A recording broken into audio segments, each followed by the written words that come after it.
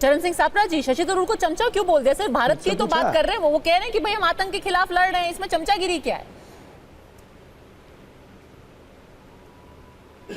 नहीं, बिल्कुल शशि थरूर जी भारत की बात कर रहे हैं। उसी तरह से निशिकांत दुबे ने भी कहा है कि भाई आतंकवाद का कोई धर्म नहीं होता, आतंकवाद की कोई जात नहीं होती। इससे पहले तो निशिकांत दुबे भी हर इस्लाम को या हर मुसलमान को आतंकवाद से, दहशतवाद से हमेशा जोड़ते थे।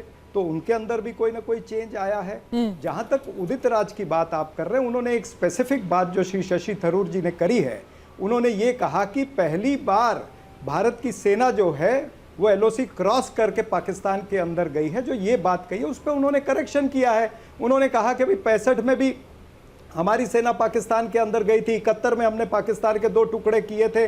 तब तो ये था आलम कि हमारी सेना को जाना पड़ता था। अब तो टेक्निक आ गया है, अभी तो सारा टेक्निकली एडवांस सिस्टम आ गया है। अब तो यहाँ पर बैठ करके हमारे मिसाइल वहां तक चले जाते हैं। तो ये एक दुरुस्ती उदित राज जी ने की है और मेरे ख्याल से कोई गलत बात नहीं उन्होंने करी है। शशि थरूर ने अगर वहां पर कुछ कहा है, उसमें कोई करेक्शन थी तो उन्होंने करेक्शन कर दिया है। करेक्शन क्या किया? उन्होंने कहा है कि भाई वो ऐसी चमचागिरी कर रहे हैं बीजेपी की, प्रधानमंत्री की ऐसी चमचागिरी कर रहे हैं, वो प्रवक्ता इन चीफ बन चुके हैं जितने बीजेपी वाले भी नहीं कर रहे। भाई तो मैंने आपको वही तो कारण बताया कि जो आप नहीं दिखा रहे हो कि शशि थरूर ने ये कहा कि पहली बार भारत की सेना जो है वो पाकिस्तान के अंदर तक चली गई एलओसी पार करके। ये पहली बार नहीं हुआ, ये तो 65 में भी हुआ था, 71 में भी हुआ था और उसके बाद में सर्जिकल स्ट्राइक कई हुई है जिसका ढंढोरा नहीं पीटा गया।